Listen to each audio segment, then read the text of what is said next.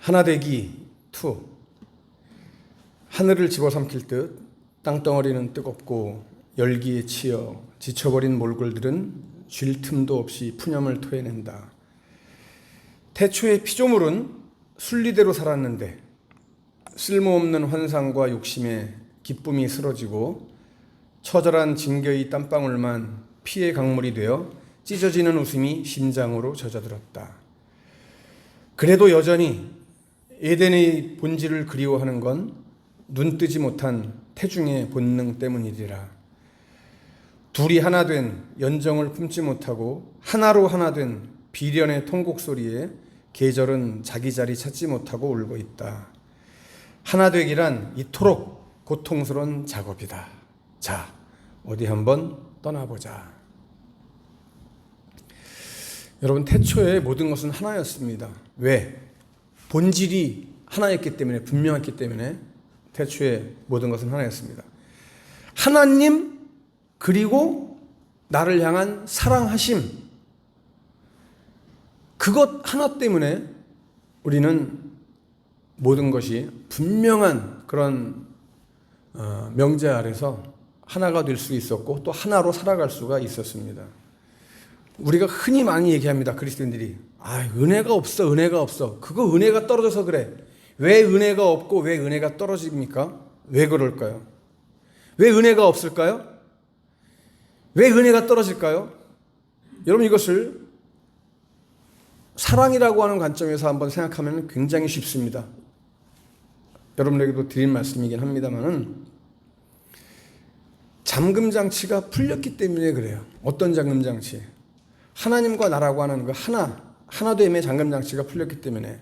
그래서 하나님만, 우리가 첫사랑의 그 감격 속에서는 하나님만 바라보면은 그 어떤 것도 보이질 않습니다. 그래서 무조건 좋습니다. 제가 이번 주에 수도원에 가서 일을 하면서 손님이 없을 때 일하는 직원 실장분 한 분이 저에게 상담을 청해 와서 그분이 1972년생이라고 얘기를 하더라고요. 근데 집에서 뛰쳐나와서 남편에게 피해서 아이들을 데리고 도망 나와서 산 지가 한 15년 정도 됐대요. 자기는 연애 결혼했대요. 근데 부모님이 결혼하기 전에 분명히 그 남자친구를 소개했는데 부모님이 반대를 했대요.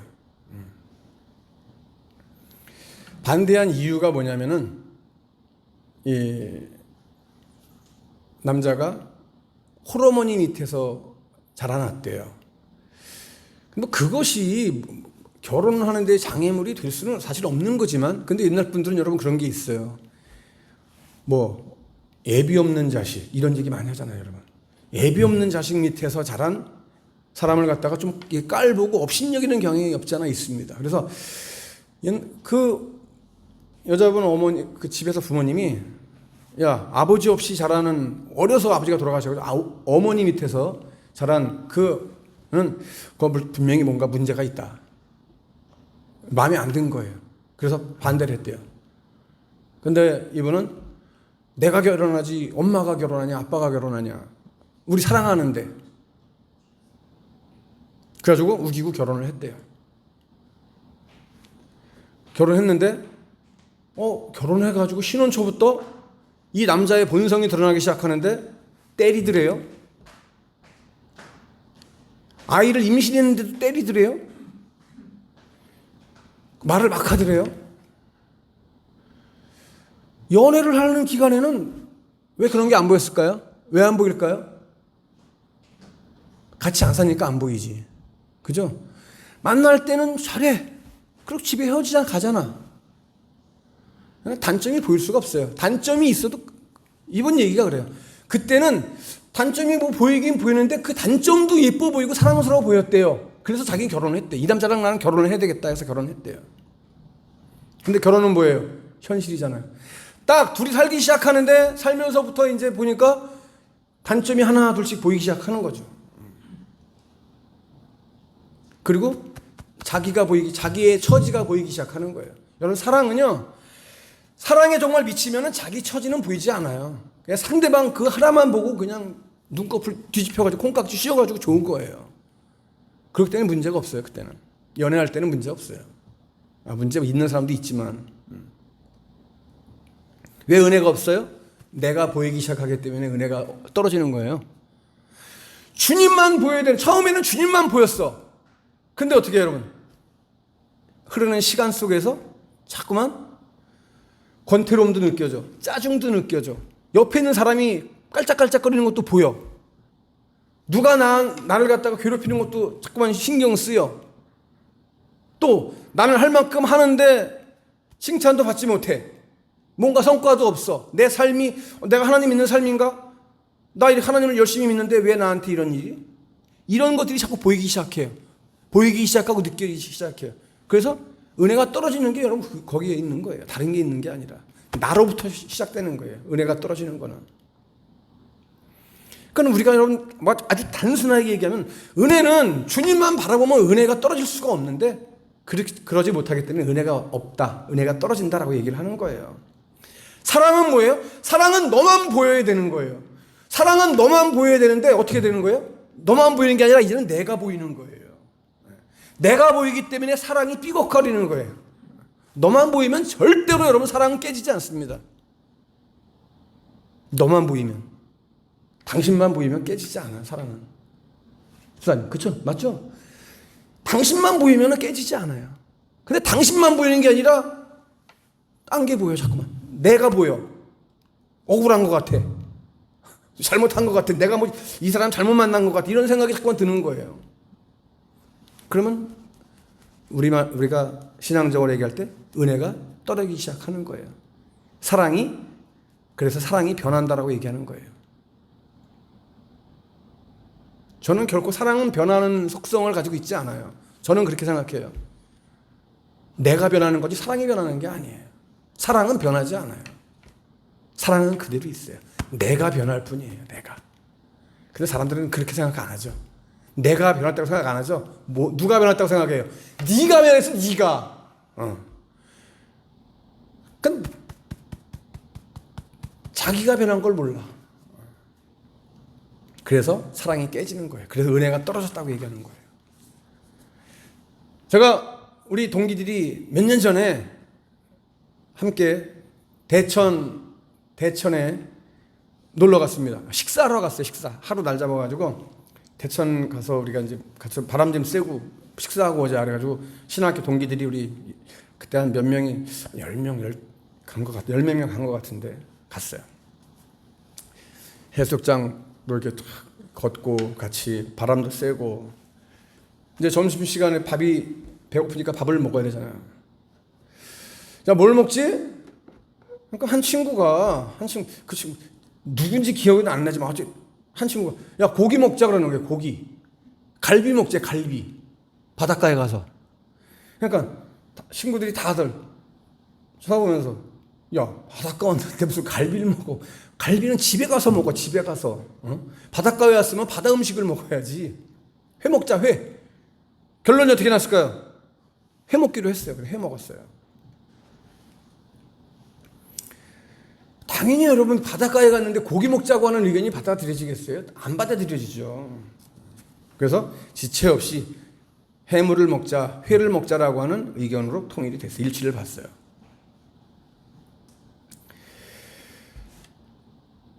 여러분 어느 지역이든 보면은 그 지역의 특성이라는 게 있어요. 특성. 캐릭터리스틱이라고 얘기하지만 캐릭터리스틱. 강원도는 강원도만의 특성이 있어요. 전라도는 전라도만의 특성이 있고 경상도는 경상도, 충청도, 경기도는 경기도들이 각자의 특성이 있어요. 그래서 우리가 인삼 하면은 금산이 떠오르고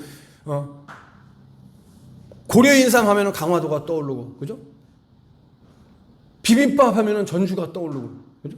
감자 하면은 강원도가 떠오르고 하는 것처럼 그 지역의 어떤 특성이 있단 말이죠. 특산품. 여기 특성이라는 것이 굉장히 중요한 거예요. 그 특성이 없으면은 우리 지역적으로도 그 지역의 어떤 이미지라든지 특성이라든지 이런 것들이 별 볼품없는 도시로 변해버리고 마는 거죠. 자, 그렇다고 한다면 여러분 교회도 마찬가지예요. 여러분. 교회도 크리스찬도 특성이 있어야 되는 거죠. 교회는 교회가 가지고 있는 특성 여러분 뭡니까? 교회가 가지고 있는 특성. 그리스도인의 특성 여러분 뭐라고 생각하세요? 제가 좋아하는 건데. 교회의 특성 한마디로 한 단어로 하면 뭘 것 같아요? 예, 맞아요. 사랑이에요. 교회의 특성, 크리스천의 특성 사랑이에요. 사랑. 사랑이라는 한 단어로 표현할 수 있어요. 이게 성경적이에요, 여러분. 좀 더 발전해서 성경의 특성이 뭘까요? 성경. 하나님 말씀의 특성, 하나님 말씀의 캐릭터가 뭘까요? 사랑. 사랑이에요. 복음의 특성, 사랑. 하나님의 특성, 사랑. 사랑이에요. 한마디로 요약하면 여러분, 교회, 성도, 하나님, 말씀, 복음의 특성은 한 단어로 축약이 돼요. 사랑이라고 하는 한 단어로 축약이 돼요. 십자가 사건도 여러분 사랑에서 시작된 거예요. 십자가 사건. 하나님의 예수 그리스도의 십자가 사건도 사랑에서 시작된 거예요. 하나님의 징계도 어디서 시작돼요? 사랑에서 시작된 거예요. 사랑에서. 미움에서 시작된 게 아니에요. 사랑에서 시작된 게 징계예요, 여러분. 축복도 어디서 시작해요? 사랑에서 시작되는 거예요.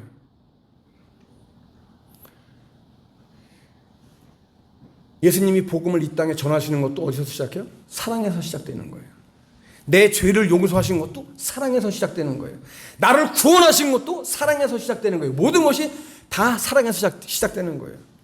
하나님의 모든 것이 다 사랑이라고 하는 것에서 시작돼요. 그래서 제가 줄창 외치는 것이 뭡니까? 사랑 하나로 충분합니다라고 말하는 거예요. 여러분, 사랑 하나면 끝나요. 사랑 하나면 모든 것이 다 설명이 돼요. 다른 설명 필요 없어요. 사랑 하나만 제대로 알면은요, 신앙생활 하는 것도 너무나 쉽고요, 살아가는 것도 너무나 쉽게 행복하게 잘 살아갈 수 있어요. 근데 우리는 사랑이라고 하는 것을 그냥 너무 상투적인 것으로 치부해버리는 경우가 너무나 많아요. 그래서 뭐라고 해야 합니까? 사랑이 밥 먹여주냐라고 얘기를 합니다. 밥만 먹여줍니까, 사랑이?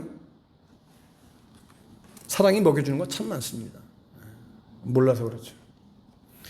그래서 예수님께서 요한복음 13장 34절에서 여러분 주신 말씀을 여러분 보세요.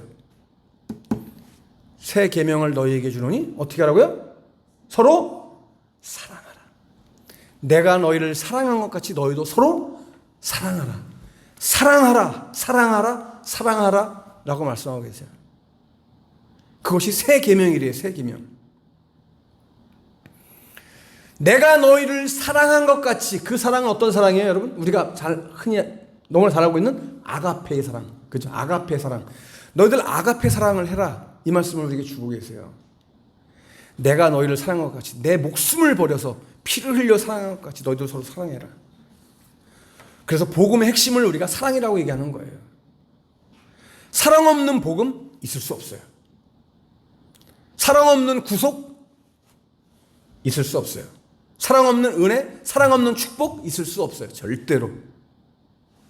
처음부터 끝까지 모든 것이 다 사랑 안에서 이루어진다라고 하는 사실을 우리가 분명히 알아야 돼요. 그렇다면 여러분, 오늘 우리들의 가슴 속에서 뭐가 꿈틀거려야 되겠습니까? 오늘 내 안에서 매일매일 내 삶 속에서 뭐가 꿈틀거려야 되겠어요, 여러분? 사랑이 꿈틀거려야 되는 거예요. 사랑이 꿈틀거려야 돼요.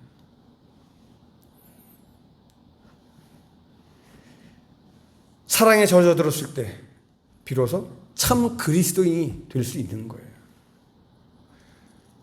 오늘 본문으로 돌아가 보면요, 사도 바울이 정말 왜 위대한 종이었는지를 우리가 알 수 있어요. 사도 바울이 왜 그렇게 위대한 사람인가? 여러분, 사도 바울은요, 사랑에 취한 사람이에요. 완전히 사랑에 취한 사람이에요. 그래서 사도 바울을 우리는 위대하다라고 말을 하는 거예요.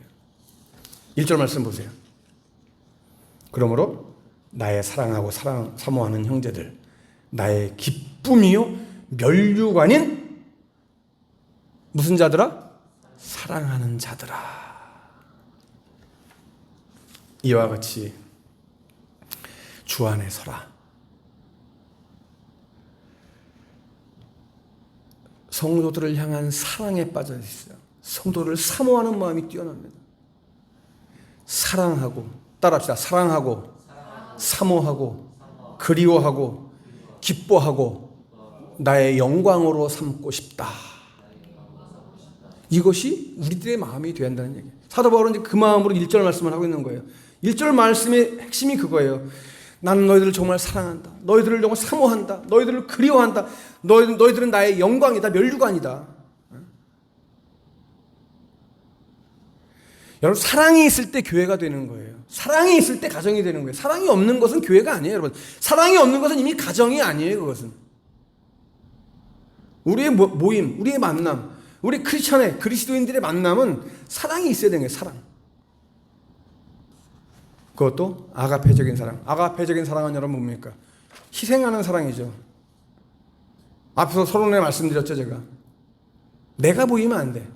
너만 보여야 돼. 그죠? 주님만 보이면 돼. 말씀만 보이면 돼요. 당신만 보이면 돼. 그런데 자꾸만 당신만 보이는 게 아니라 자꾸만 내가 보여. 자꾸 내가 보이고 내 생각만 떠오르고 내 고집이 자꾸 나오려고 그러고 내 환경을 자꾸만 바라보게 되고 옆에 있는 사람을 바라보게 돼요. 자꾸만. 그래서 네가 안 보여. 이게 문제란 말이에요. 그래서 앞에서 제가 말씀드렸던 이분이 야, 내가 결혼하기 전에는 몰랐는데 결혼하고 나니까 이거 본색을 드러내는구나. 내가 이거 못 살겠다. 근데 이분이 워낙 착해가지고 그래도 내가 아이들 좀 클 때까지는 기다려야지. 애들이 사춘기 그때 얼마나 상처가 크겠어요. 만약 그때 저기 아무 엄마 아빠가 뭐 그래서 애들이 좀 크면은 내가 이혼해야 되겠다 생각하고 참고 속은 썩어 문드러져가면서 참고 참았다가 아이들이 고등학교를 졸업하면서 아이들한테 그랬대요. 아이들한테 야, 내가 이제 더 이상 니네 아빠랑 살 수가 없다. 딸들도 나도 아빠가 싫어요. 딸들한테도 막 말을 막 하고 딸들을 때리고 막 그런대요. 딸들도 아빠랑 살기 싫대요. 그래서 나는 이제 큰딸한테 일단 먼저 얘기하니까 엄마 나도 아빠랑은 못 살아. 싫어. 무조건 나는 엄마랑 살 거야. 그래? 그래도 둘째 딸한테는 야, 너 엄마는 이렇게 그랬는데 너 결정해라. 네가 그랬대요. 너 여기서 아빠랑 사는다 그러면 넌 두고 나갈게. 그랬더니 엄마 무슨 말이냐고 서운하게. 나도 아빠랑 살기 싫은데. 오케이. 탈출. 그래가지고 말 안 하고 세 모녀가 탈출해가지고 지금 한 15년 전에 탈출했대요. 탈출해가지고 지금 살고 있대요. 이혼을 안 해준대요, 근데. 이혼 얘기만 꺼냈다가는 너 죽고 나 죽고 내가 너 죽이고 내가 너랑 나랑 끝이야. 이렇게 협박을 한대요. 지금 도망 나와가지고 전화번호를 싹 바꿔버리고 이사도 서울에 살다가 인천으로 이사를 왔대요.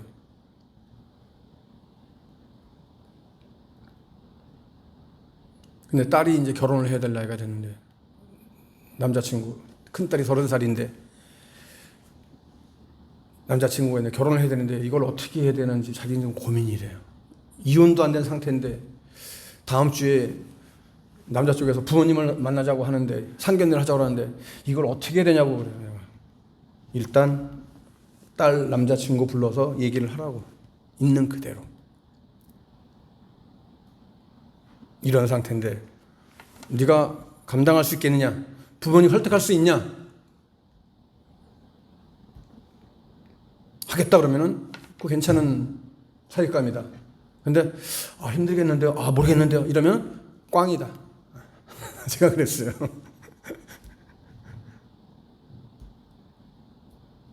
상황이 그렇게 되는 걸 어떻게 해요, 여러분? 매 맞고 손찌검 당하고 사는 사람이 저는 여러분 물론 성경적으로 볼 때 우리가 이혼이라고 하는 것이 뭐 그건 장려할 만한 것은 아니지만 여러분 저는 솔직히 목사로서 제가 하나님 말씀을 전하고 하나님 말씀을 따라서 뭐 이런 말씀을 선포하고 하는 사람이지만 제가 또 심리 상담을 공부한 사람으로서 볼 때 폭력을 당하는 남편을 맞이해서 그래도 끝까지 참고 사십시오라고 저는 말 안 해요. 헤어지세요, 저는 얘기해요. 어떻게 목사가 그럴 수 있냐? 아니죠. 그거는 사람을 정말 사랑하지 못하는 사람이죠. 의도 터지면서 살라고요? 그게 하나님의 뜻일까요? 하나님의 뜻이라고 말하는 사람도 있더라고요, 내가 보니까. 저는 하나님은 그런 하나님은 아니시라고 봐요. 제가 믿는 하나님은 그런 하나님은 아니세요. 물론 하룻밤 사이에 하나님께서 막 어떻게 그 사람 폭력적인 남편을 갖다가 막 변화시킬 수 있는 경우도 있겠지만, 그러나 현실적으로 볼 때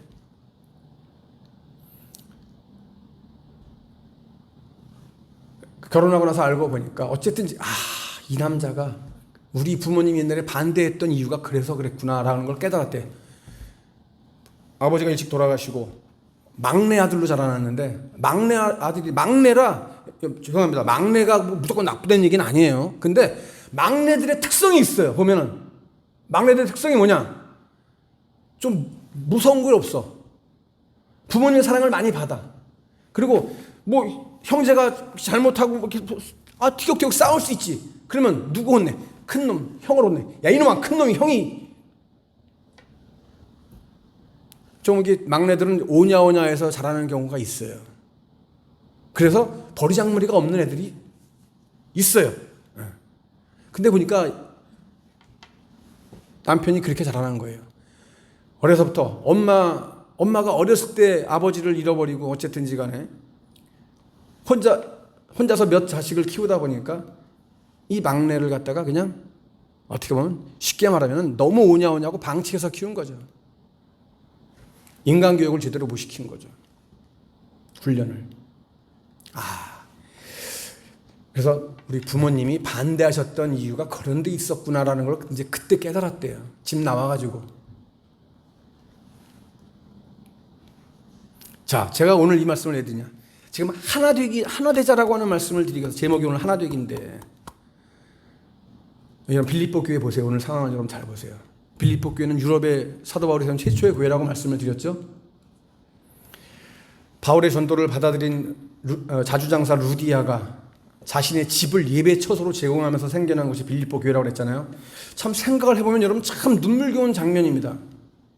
한 여인의 배려로, 한 여인의 봉사와 희생, 헌신으로 빌립보 교회가 시작된 거예요. 정말 바람에 꺼질 것만 같았던 그 복음의 씨앗이 다시 살아나는 그런 기회가 된 거죠. 그런데 여러분, 이 교회가 점차 성장을 하면서 자라나면서 이제는 유럽으로 복음이 퍼져나가고, 그래서 엄청난 정말 굉장히 모태의 역할을 감당을 한 그런 교회가 빌립보 교회입니다. 이걸 생각할 때 여러분, 이 자주장사 루디아의 공헌은요, 그 무엇과도 바꿀 수 없는 아주 정말 소중한 거예요. 자, 그런데 이 빌립보 교회에 적지 않은 문제가 생겼어요. 그죠? 그게 뭐예요? 오늘 말씀을 통해서 여러분 보니까, 우리 지난주 윤철영 선생님이 얘기했죠. 여러분, 교회는 여자들의 입김이 굉장히 세요. 아무리 남자들이 여러분 큰 소리 쳐도요, 남자를 조정하는 사람 누구예요? 여자들이에요. 다 여자들이.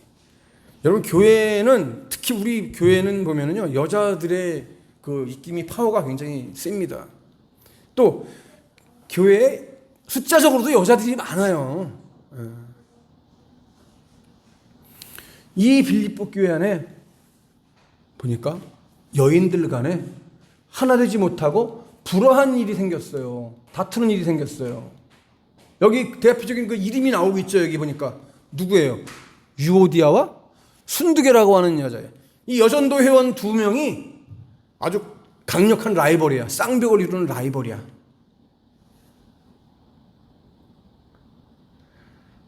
근데 여러분, 여기 루디아 이름은 나오지 않아요. 그렇죠? 그래서 여기에 신학적인 어떤 두 가지 견해가 있어요. 하나는 뭐냐면은, 이미 루디아는 나이가 많아서 죽었거나 아니면 은퇴해가지고 지금 원로급으로 일선에서 물러나 있는 상태일 것이다라고 주장하는 사람들이 있는 반면에, 또 한편으로는 유오디아와 순두계라고 하는 여인 중에 한 명이 아마 이름을 바꿨을 수도 있다. 루디아가 바뀌었을 수도 있다. 이름이 뭐 이렇게 말하는 사람이 있습니다. 뭐 그건 떠나서 어쨌든지 간에 유오대와 순두개는 빌립보 교회 안에서 쌍벽을 이루는 아주 강력한 여전대 회원이었단 말이죠. 라이벌. 근데 두 사람이 하나가 되지 못해. 쉽게 말하면 뭐예요 이게? 여러분 지금으로 말하면 내 입김이 교회를 좀 뭔가 좌지우지하려고 하는 그런 마음을 가지고 있는 거죠. 내 뜻대로 돼야 된다는 생각을 가지고 있는 거예요. 이런 상황 속에서 사도 바울이 하나가 되라고 말씀하고 있어요. 근데 여러분 참 오늘 말씀을 여러분 통해서 보면요 굉장히 놀라운 걸 우리가 발견하게 됩니다. 하나 되는 방법을 알려주는데 자 2절 말씀 다 같이 읽어요. 시작. 내가 유오디아를 권하고 순두개를 권하노니 주 안에서 같은 마음을 품으라. 여러분 보세요. 사도 바울이 지금 유오디아, 순두개 참어 이게 아니에요. 참으라고 말하지 않아요. 여러분 굉장히 이거 놀라운 말입니다. 우린 대부분 싸우면 야 좀 참어 이러는데 사도 바울이 지금 두 여인이 싸우는데 참으라는 얘기를 안 해요. 결론부터 말씀을 드리면은 참는 것은 여러분 참는 것은 하나 되는 것이 아니에요. 참는 것이 하나 되는 게 아니에요. 사도 바울이 또 양보해 이 말도 안 해요. 양보하는 것도 하나 되는 게 아니라는 얘기예요. 타협해 이것도 아니에요. 이 말도 안 해요. 뭐라고 말해요?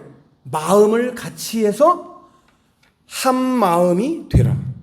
마음을 똑같이 해서 한 마음이 되라라고 얘기를 해요. 여러분 사도 바울이 지금 말하고 있는 건 뭐예요? 살아가면서 신앙생활 하면서 어느 모임이든지 공동체든지 가정이든지 개인 간의 문제든지 제일 중요한 것은 뭐냐? 마음의 문제다. 마음의 문제. 교회도 가정도 친구도 직장 동료도 모두가 다 마음의 문제다. 여기에 달려있다는 얘기예요. 여러분 사실 마음이 이게 하나가 되고 같은 마음을 품는다라고 하는 건 쉬운 일은 아닙니다. 여러분 이게 얼마나 어려운 일인지 몰라요. 살아가면서 여러분 보세요. 여러분 경험하실 거예요. 사도 바울이 하고 있는 얘기 중에 여러분 핵심적인 단어가 뭐예요? 주 안에서예요. 주 안에서. 주 안에서. 이 말을 빠뜨리지 않아요. 주 안에서. 주 안에서만이 하나 되는 것이 가능하다라고 하는 말씀을 하고 있는 거예요. 뭐예요, 여러분 이게? 뭐예요? 뭘 먼저 생각하라는 거예요? 주님을 먼저 생각하라고 하는 얘기입니다. 첫째로 여러분, 주님을 먼저 생각해라. 그리고 나서 내 존재의 위치와 사명의 존재를 분명히 바로 알아라라고 하는 얘기입니다. 그래야 우리가 하나 될 수 있다라고 하는 얘기예요. 그러면서 여러분 사도 바울이 이어서 하는 말씀이 뭐냐면은 하나 되어야 할 이유가 분명히 있다. 자, 그것도 너희들이 모른다고 한다면 하나 될 이유를 다시 한번 내가 설명해 줄까? 하면서 3절 말씀을 주고 계세요. 3절 말씀 다 같이 읽어요. 또 참으로 나와 멍에를 같이 한 네게 구하노니 복음에 나와 함께 힘쓰던 저 여인들을 돕고 또한 글레멘더와 그 외에 나의 동역자들을 도우라. 그 이름들이 생명책에 있느니라. 와, 여러분 이 말씀을 보면서 여러분 뭘 깨달았습니까? 지금 사도 바울이요 교회 안에서 불화를 일으키고 있는 유오디아와 순두개를 보면서요 막 불같이 화를 내고 혼낼 줄 알았는데 그들의 잘못을 하나도 지적하지 않아요. 책망하지 않아요. 여러분 보세요. 나무라지 않아요. 오히려 뭐래요? 그들의 훌륭한 점을 칭찬하고 자랑하고 있어요.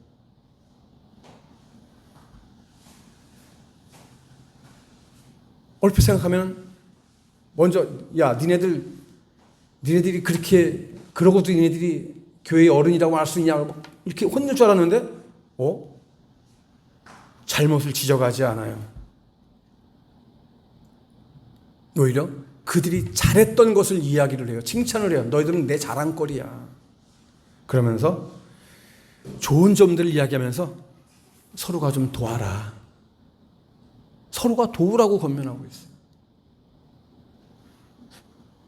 여기 여러분 멍에를 같이 한 자, 복음에 나와 함께 힘쓰던 저 부녀들이라는 이 표현, 이거로 칭찬하고 있는 거예요, 지금 여러분.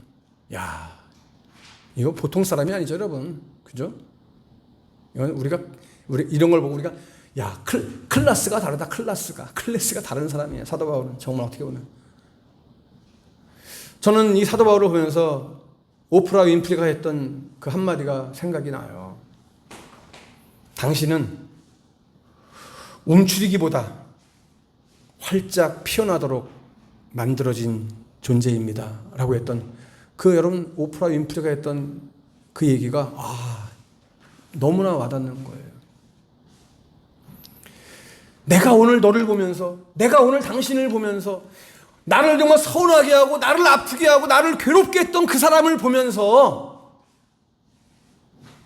사도 바울처럼 지적하지 않고 자랑하고 칭찬하고 오프라 윈프리가 말했던 것처럼 당신은 움츠리기보다는 활짝 피어나도록 만들어진 존재다라고 말해줄 수 있을까? 내가? 와, 너무나 내가 부족한 사람이다라는 걸 느끼게 됩니다. 여러분, 지금 유오디아와 순두계는요, 야단마저도 싼 여자들이에요. 정말 책망을 100번 1000번 받아도 싼 여자들이에요. 그런데 사도 바울은 오히려 저들을 칭찬해 주고 있어요. 복음을 위해서 바울과 함께 고생하던 사람들이었음을 정말 칭찬하면서 서로가 좀 도와라. 그래서 칭찬은 고래도 춤추게 한다는 말이 있는지는 모르겠지만은 여러분, 칭찬하는 거 아까워하지 마세요. 우리가 우리 자녀들도 보면요, 우리 자식들이 어떻게 여러분 열이면 열을 어떻게 다 잘해요? 그러지 못해요. 그런데 어떤 부모는 9개 잘하는데 하나 잘못하는 거 가지고 막 혼내. 그건 아니다 이 말이죠. 하나 잘못하는 거 있지만 9개 더 잘했으니까 너 90점이야. 너 괜찮은 사람이야. 이런 칭찬을 해주라는 얘기죠. 자녀들에게도, 가정에서도, 여러분 학교에서도, 직장에서도 마찬가지예요. 내가 만나는 사람에게 여러분 그 사람 긁기보다는, 그 사람 지적질하기보다는 그냥 칭찬을 한번 해줘 보세요. 좋은 면을 바라보고 그 사람이 잘한 것을 바라보고 칭찬해 줄 수 있는. 그러면 여러분 내가 하나 되고 싶다는 말 하지 않아도 상대방은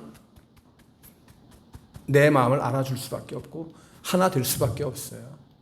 우리의 가정은 마찬가지예요. 여러분, 우리 교회, 내가 있는 공동체, 어떤 모임이든지 내가 먼저 칭찬할 수 있는 사람이 되자.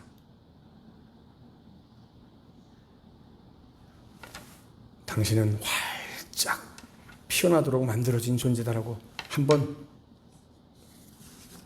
부드럽게 던져줘 보세요. 상대방이 감동을 하는지 안 하는지. 그 말에도 감동을 하지 못한다고 한다면 그 사람은 구제불능. 그거는 내 책임 아니에요. 아셨죠? 끝까지 우리는 주 안에서 제대로 된 특성을 가지고 뭐라고요? 한 단어로 사랑이라고 하는 거.